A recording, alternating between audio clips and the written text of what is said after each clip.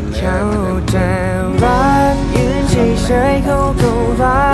กจะเข้าใจรักไม่ต้องทักเขาก็ทักจะพอแล้วก็หาดีกว่าอย่าไปเสียน้ำตาอีกเลยจะเข้าใจรักยืนเฉยๆเขาก็รั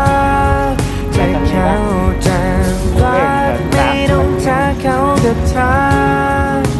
ได้พอแล้วก็พาดีกว่า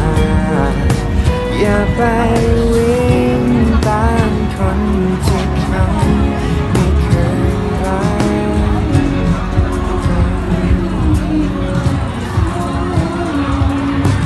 บอกตัวเองได้แล้ว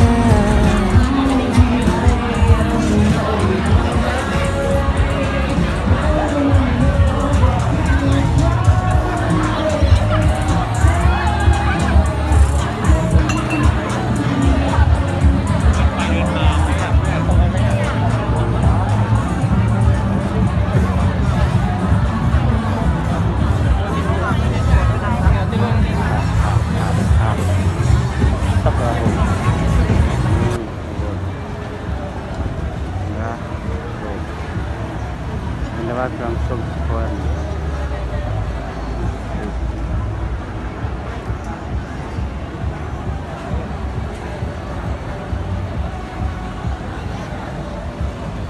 Eddie, how are you, sir?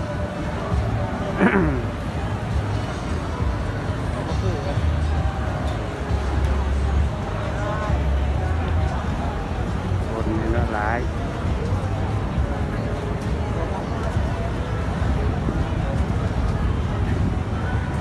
Bye bye, relax.